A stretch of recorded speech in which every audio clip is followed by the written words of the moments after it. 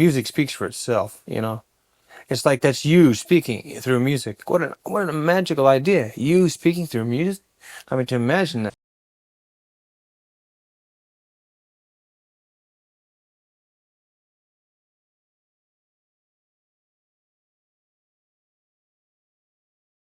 Hello everyone, I am Kat Lively. Before the interview with Mark and the tour of his studio, I have just a few things to say.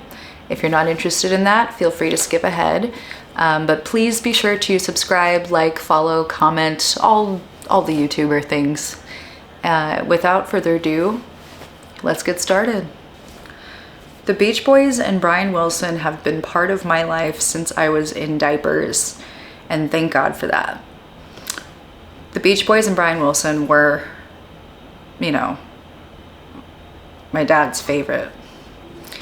And some of my fondest memories in life are Sunday drives down country roads in the middle of California, you know, with the windows down, and my dad and driving that Chevy and me in the passenger seat or in the back seat if my mom was with us, you know, listening to Help Me Rhonda and Fun Fun Fun and Don't Worry Baby, and just, I didn't know it then, but the Beach Boys are the soundtrack to the happiest moments of my life.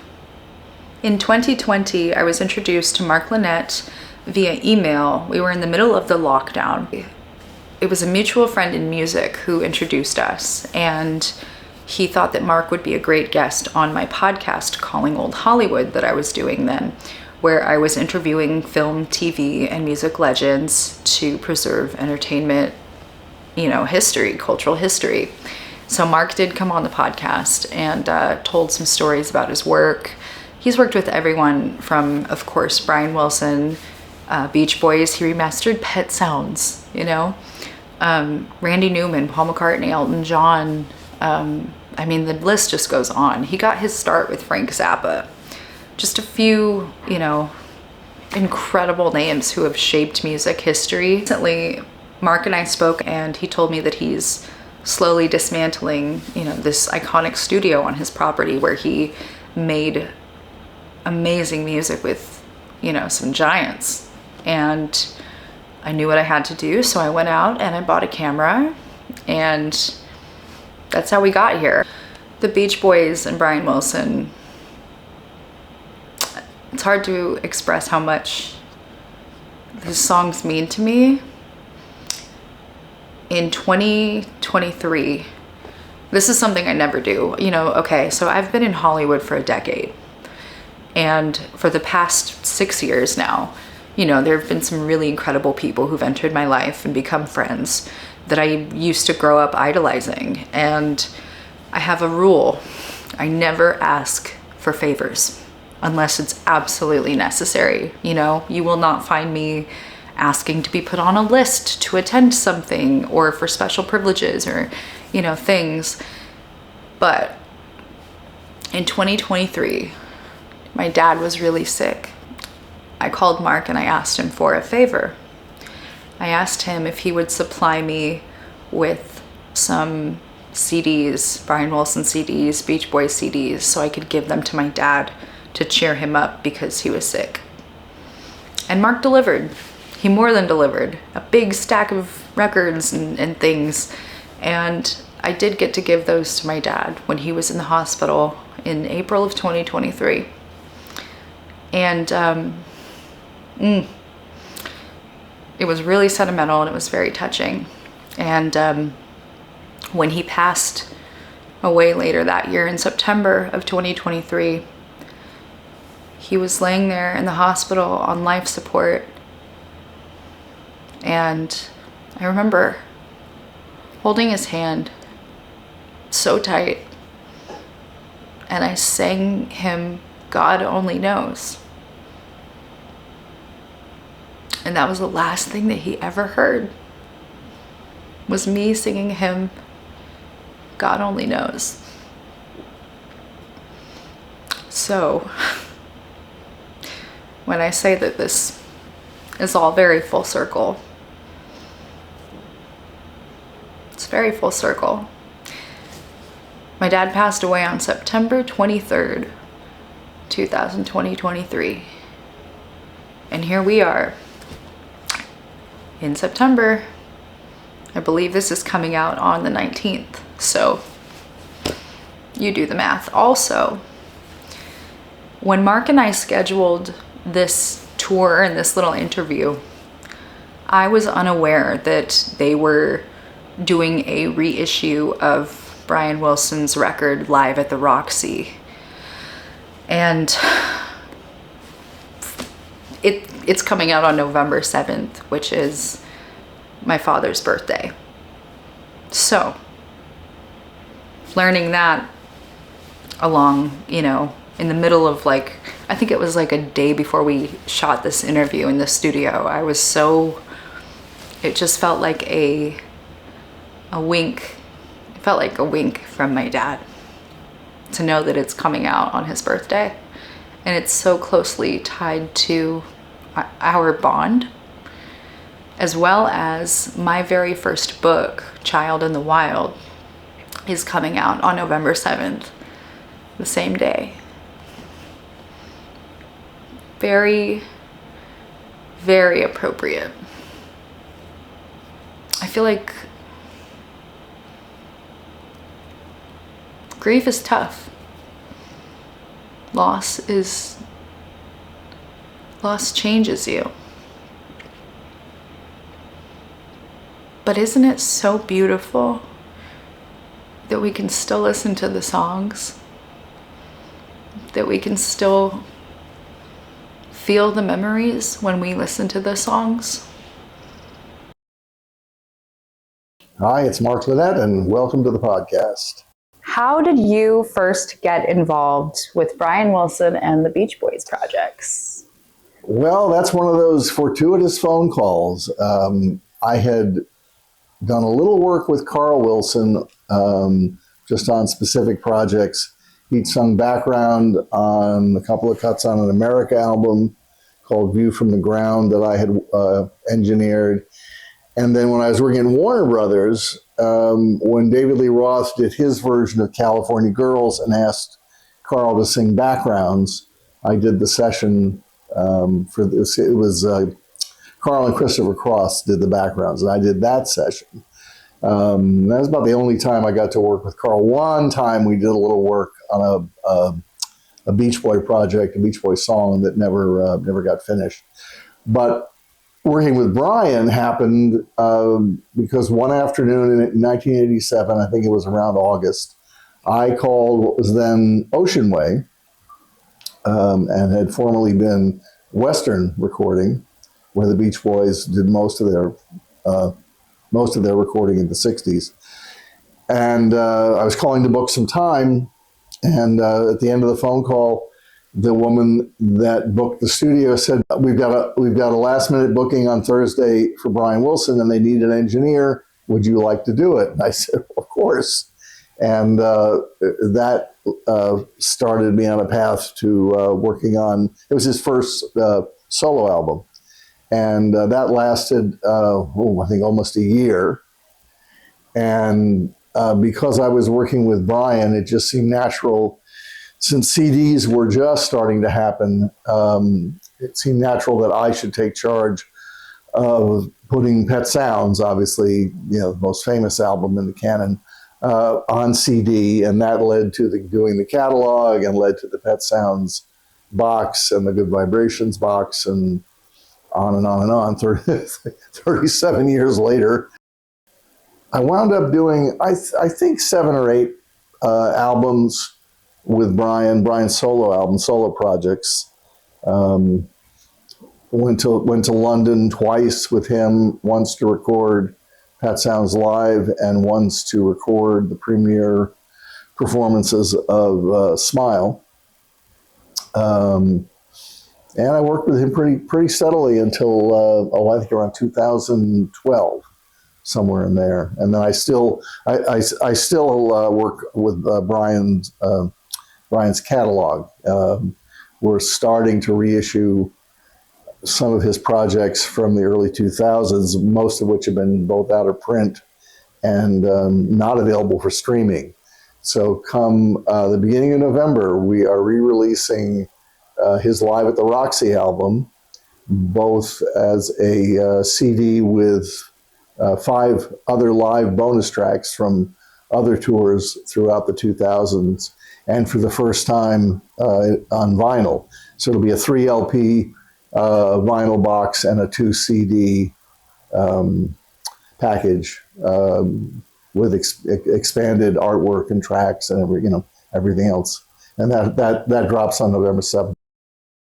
Point in time, he was under the, well, care would be the wrong word, under the control of this whatever he was, psychologist, psychiatrist, Eugene Landy, who had been brought in twice when Brian was physically kind of spiraling out of control, was 300 pounds and doing a lot of drugs, and to have 24 7-day-a-week therapy essentially, and did a lot of good for Brian physically, but during that period, this was the second time around for Dr. Landy. I don't even want to call him the doctor. Anyway,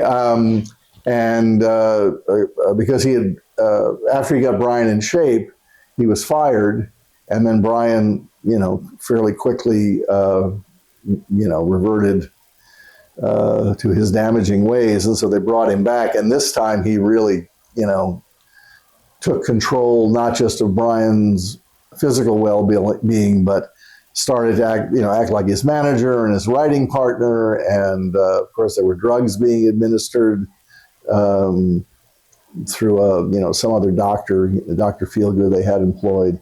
So Brian was doing some great creative work, but there was a lot of just a lot of manipulating and tension, and it wasn't easy to watch. Fortunately, there were other people involved in producing to mitigate it. Andy Paley, Russ Teidelman, and Lenny Warnaker. And they had, they were able to mitigate the influence. I mean, Landy was trying to write song lyrics and, just do all kinds of nonsense, and they were able to prevent that. Now, there was a contract for a second solo record after that one, and that one, it quickly became obvious, was going to be, nobody was going to be there to mitigate anything. It was going to be, Landy's show. So, I mean, I just knew I couldn't be involved with something like that. And so I bowed out from that area. I still took care of the catalog and of Brian's music, and I've always been proud to do that for him. I was an ally in whatever they wanted to do to try to circumvent the nonsense and keep it on track.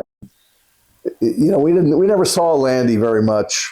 I don't really recall hardly ever seeing him in the studio. There were occasional social things where I'd get invited to go to, I remember going to the racetrack with Brian, they got a box or something. But Landy was much more, sit at home and have because we always had a minder. Brian had a minder.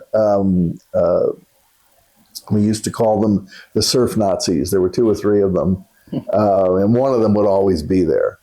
And that's how Landy's instructions in the studio got transmitted. I don't really know how that worked out of the studio, whether he was more directly involved on a day to day with Brian. And going back and looking at the videos of Brian from that point in time, it did do him a lot of good, physically. I mean, he probably saved Brian's life. I mean, in my view, Brian always seems to have had bad people in his life doing what turned out to be good things for the wrong reasons. Very Hollywood, kind of the yes. Well, kind of, yeah. I mean,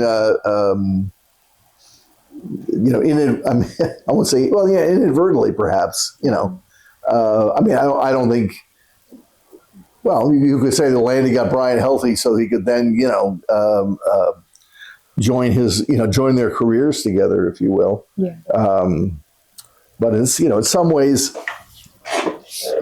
he was a manager with one client. That does have certain advantages. When you're not being distracted by other interests, not other clients, but working in terms of being solely directed towards what your one client needs or what you think he needs.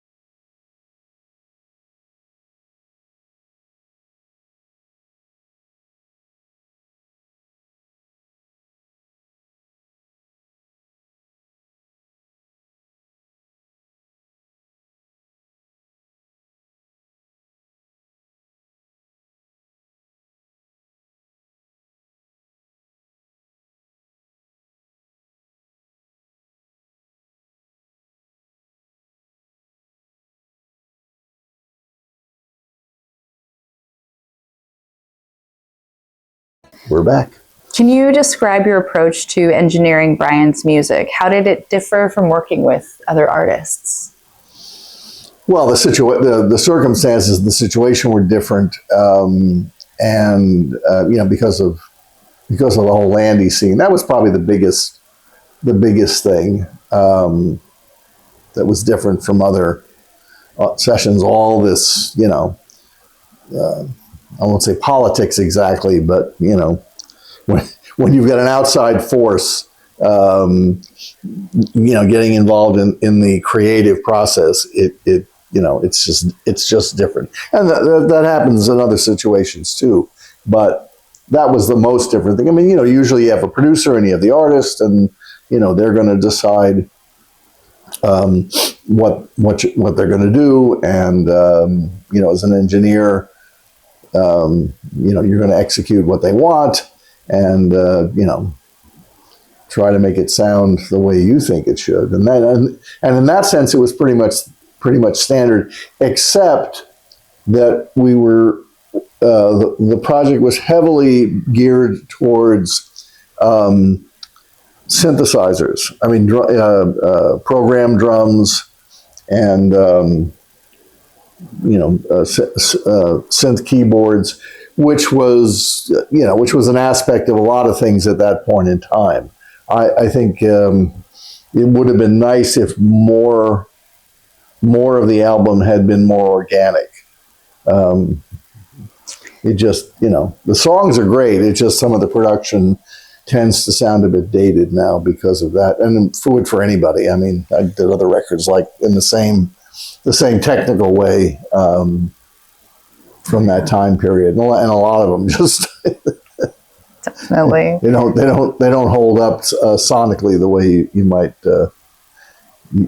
like. And of course, Brian came from a world of totally doing things organic, so we did do a few things on the record that were, trying to go back to that kind of a sound. There's a very big, long piece on there called Rio Grande that was Lenny Waronker's kind of idea. I mean, to do something like that harkened back to Brian's earlier work, specifically Smile, and that's much more organic.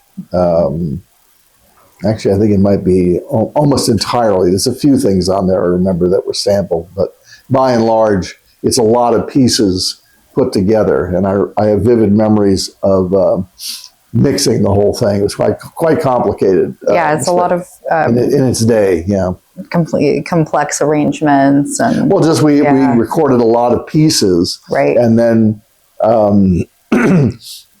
had to figure out how to put them together. And I wound up doing most of that on my own. It was actually Lenny Waronker wanted me to get co-production, but I just knew that would be a lot of trouble with Landy, so I demurred. And I kind of regret it now, but Are there particular sessions or songs that still stick with you, either because of the music or what happened in the studio?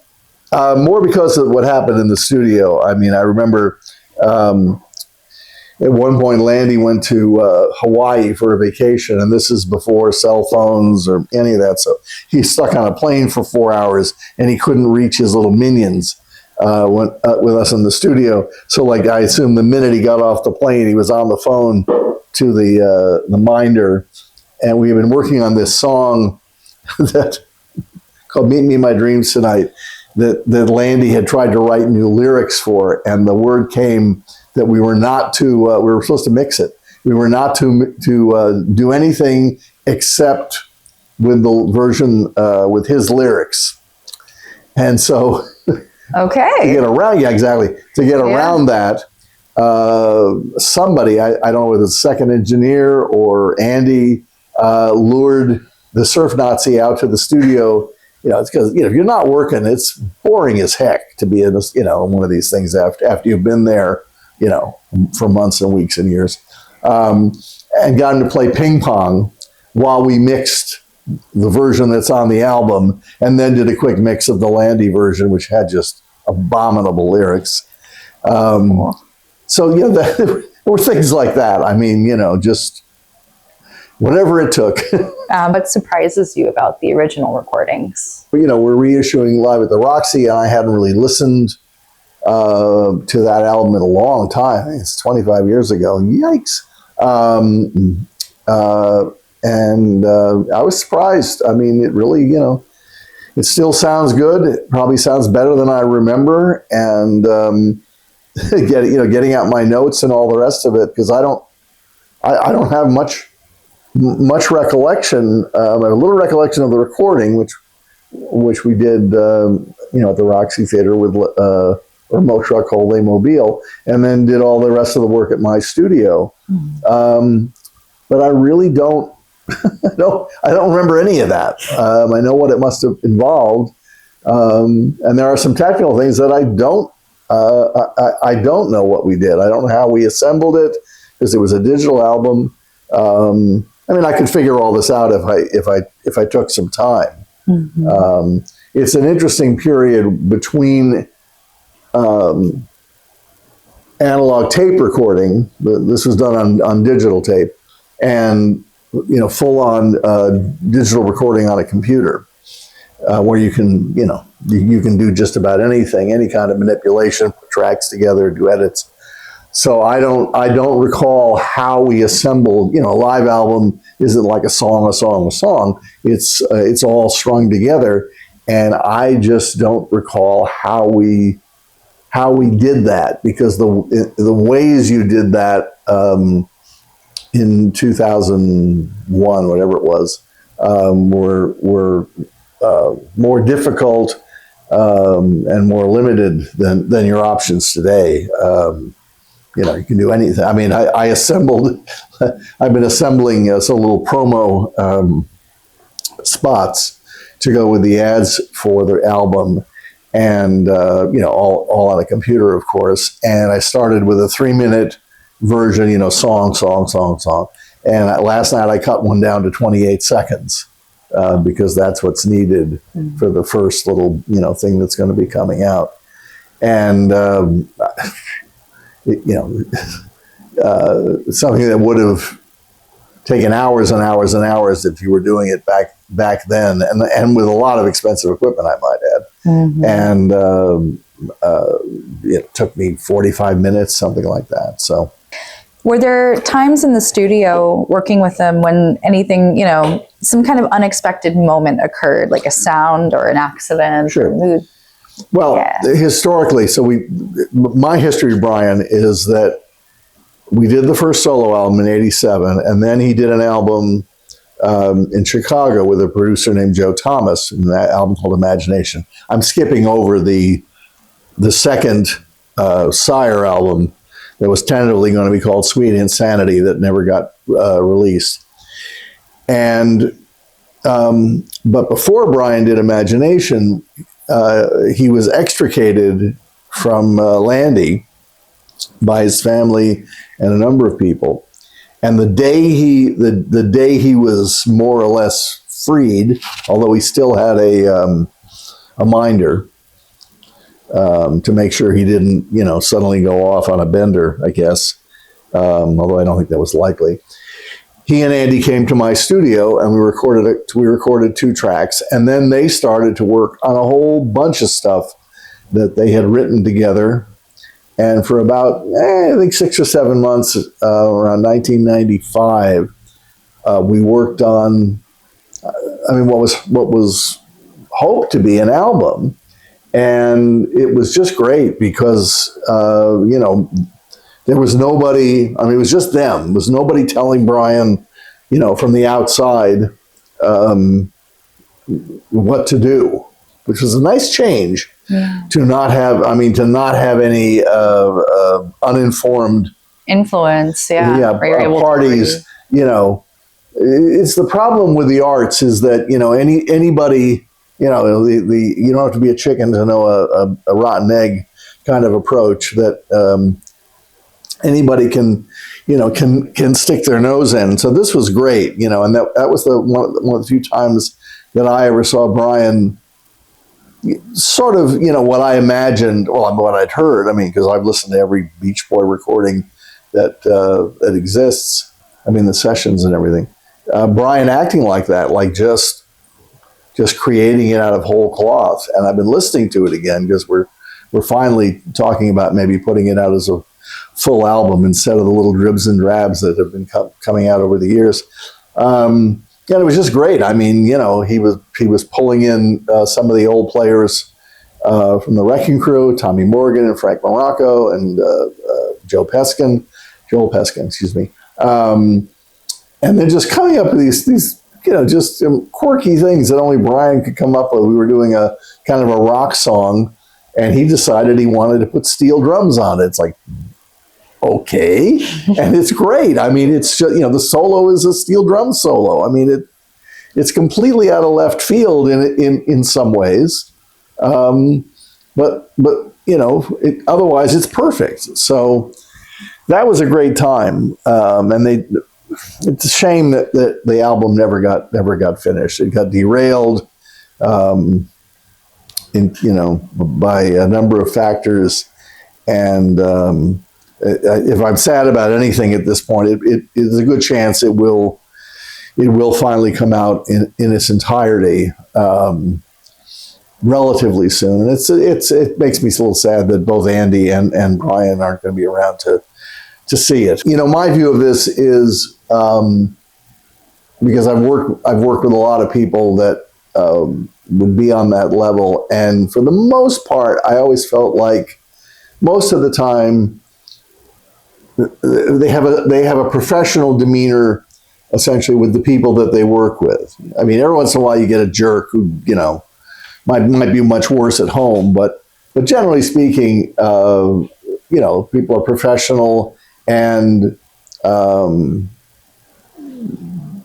you know, everybody knows their role, and nobody's going to step over the line. You know, it's like, for the most part, a lot of the projects that I ever worked on, it was not my place to say, hey, I think we should put a 12 string out. Some projects with some producers, that was an accepted role. But it's tricky because, you know, you are unofficially sort of, you know, stepping on somebody else's job. But by the same token, you kind of feel like most of the time, you know, even though it's a friendly, professional behavior you're seeing in the artist or the star or whoever, you have to realize that that's not necessarily who they really are. You know, Right. my best example to learn this was this is now 30 years ago. 30, yeah.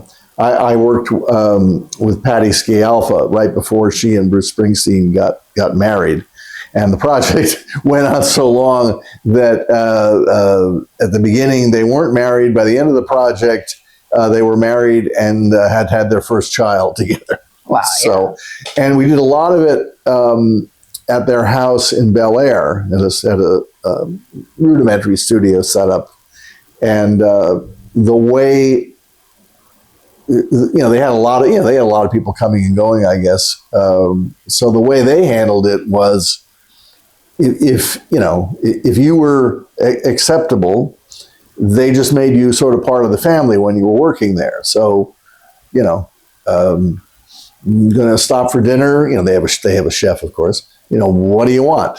Okay, sit down and have dinner in front of the TV with Bruce and Patty and their mother and the kids, and, you know, the nannies and all that. It's just, you know, like anybody else, Right. forgetting the fact that they've got off-duty, you know, police minding the gate, you know, or go upstairs for a cup of coffee and there's, you know, Bruce having his cornflakes. And I mean, I did this, you know, oh, hi, Mark, how are you? You know, because obviously they tell him who's going to be in the house.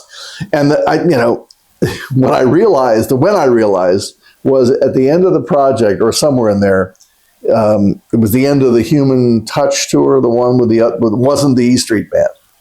And so they had a party. And as Patty said, this is going to be a get everybody in party, you know, the from the tour, you know. I mean, I remember Jay Leno was there, and John Fogerty, and my wife and I went. And at one point we found ourselves in the front hall where Bruce had this beautiful motorcycle, and we're talking to him, and I don't know how we got to this, but he starts telling me about the studio they have in the other house, and I realize he doesn't remember he's met me ever in his life. I totally get it, you know, especially when you meet as many people as he does. Mm-hmm. Now, that may have also been because it was that, you know, it was that kind of an event that, you know, the mindset, you would have to be on a, you know, I mean, she would have remembered, of course, but you know, just because of who he was, he couldn't have been nicer. I mean, Margaret danced with him. But again, you know, it was like professional strata, you know. How do you think is the best way to kind of keep the importance of keeping these songs playing, you know, these records turning as history goes on, and especially as we're living in these very interesting times transitionally? Oh, yes, yeah. It's hard to say. I mean, I'm amazed. You know, in my YouTube feed will pop up these things occasionally where, you somebody either in the music business or, you know, a young person, younger person. Well, it's not hard to do for me, but they'll play them. I mean, even Pet Sounds or some other classic record that they've never heard before. And of course, it's never like, oh, what's that piece of garbage? And they're always blown away. But it's you know, that somebody in music has no historical reference, you know, maybe before the Pet Shop Boys, if that. I think that's kind of telling. You know, I think more people that grew up like I did with 60s music had some idea. I thought Frank Sinatra and all that crowd was like totally square. Now it's totally different. But when I was 15, but I knew about that stuff. I knew what it was, and I knew, you know, I had some respect for it. And clearly, a lot of people that are in music now don't have that sense of history. And I think it's more about not being inquisitive about it than anything else. That it's just, you know, what you're doing now. But I think the goals are different. I mean, you know, back then you wanted to have a record and get on the radio, and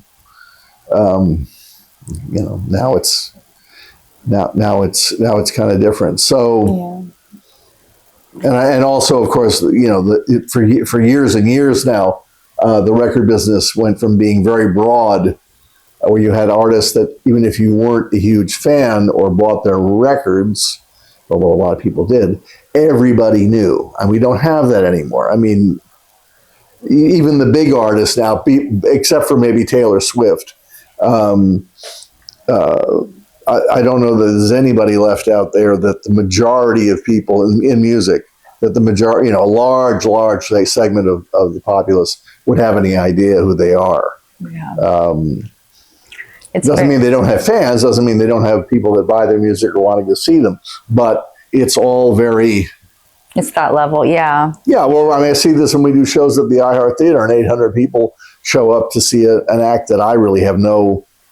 You know, I mean, I've heard of them, but barely, or no, in most cases I haven't, unless, yeah. And yeah, 800 people all singing along, all know the words, you know, clearly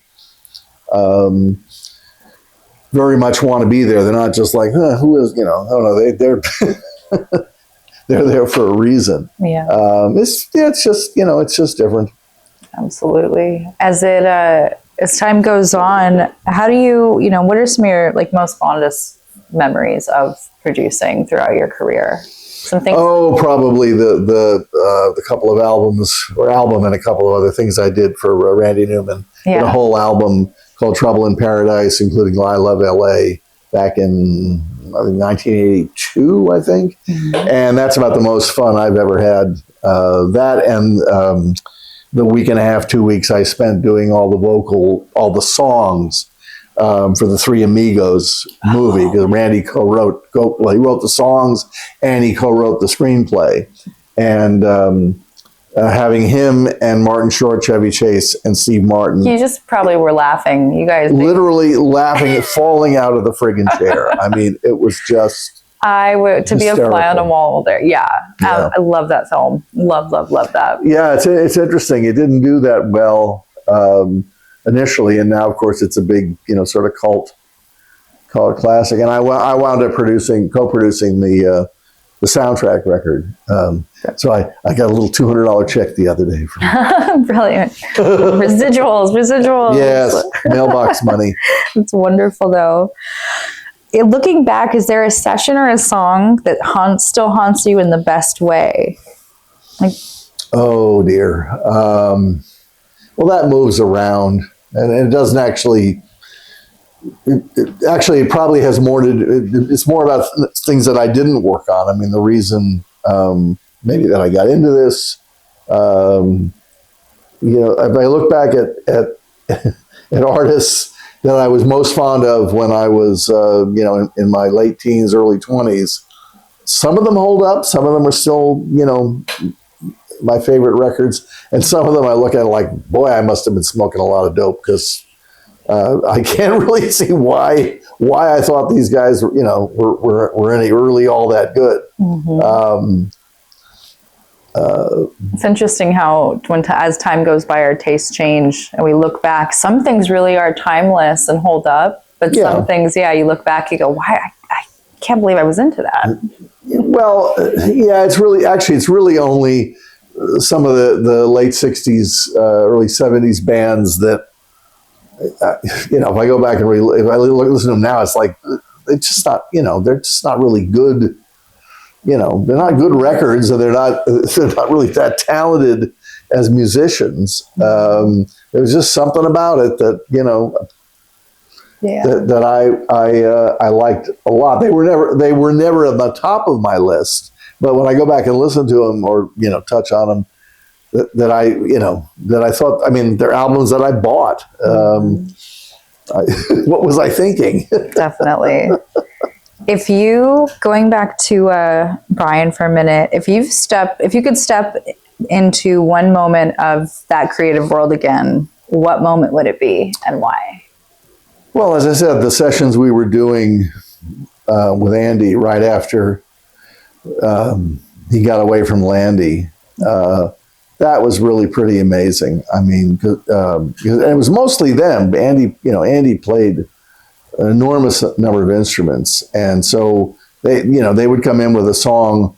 I don't think I remember them writing anything in the studio, so they did writing sessions somewhere else. And I've reached out to his wife Heather to see if he left behind any recordings of that. It would be fascinating to hear. Yeah. But they'd have a song, and the way Andy often recorded with other people too. Excuse me. He would put down a drum track. The way Andy would record for a lot of people, he would put down a drum track where he obviously had the song in his head, and then we would build it up from there, which is an unusual way to do things, but it really worked. I mean, I've been listening to the stuff he did with Brian a lot lately, and just reminding myself of how interesting and quirky and well produced it is. And we would just okay, let's do the drums, let's put a bass on, let's put some guitars, Brian play piano. Sometimes they would do it.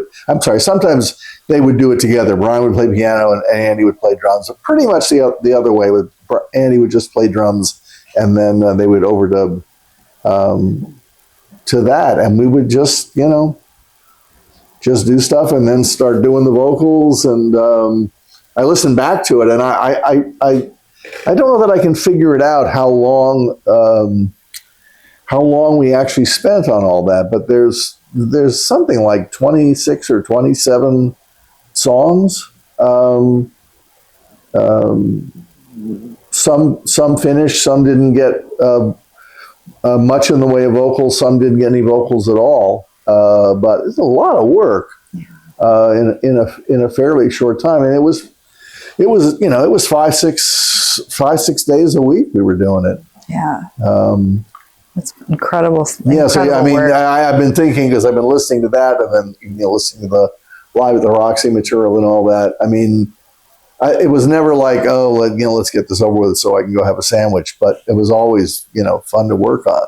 But you look back on it and you go, oh man, I mean, never. I thought about this the other day. I was listening, so I was like, never really sat there. Of course, never sat there and said, oh, you got to take note of this because someday it will just be a memory.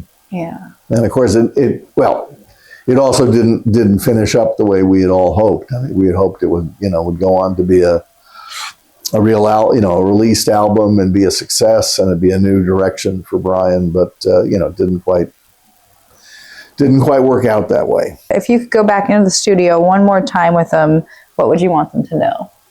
Not them to know? Mm-hmm. I think